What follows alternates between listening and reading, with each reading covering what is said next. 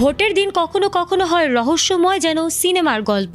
হঠাৎ কেন্দ্রে মারামারি, অদ্ভুতভাবে হারিয়ে যাওয়া ব্যালট পেপার, ইভিএম এর অপ্রত্যাশিত আচরণ, এইসব ঘটনাই ভোটকে বাতিলের পথে ঠেলে দিতে পারে। বাংলাদেশের নির্বাচন কমিশন ইসি এমন পরিস্থিতি দেখলেই কেন্দ্র বা পুরো আসনের ভোট স্থগিত বা বাতিল করার সিদ্ধান্ত নেয়।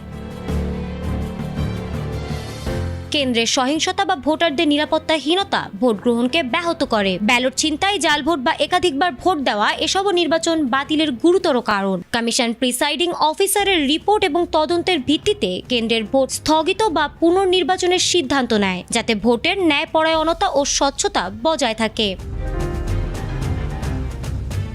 প্রযুক্তিগত ত্রুটি, কর্মকর্তাদের পক্ষপাত, ভোটারদের ওপর প্রভাব সবই ভোটকে বৈধ হিসেবে গণ্য করতে বাধা দেয়। আইনি পরামর্শ বা আদালতের নির্দেশ থাকলেও কেন্দ্র বা আসনের ভোট স্থগিত করা যেতে পারে। এই কঠিন পদক্ষেপের মূল লক্ষ্য শুধু আইন নয়, জনগণের আস্থা এবং গণতন্ত্রের প্রতি বিশ্বাস বজায় রাখা।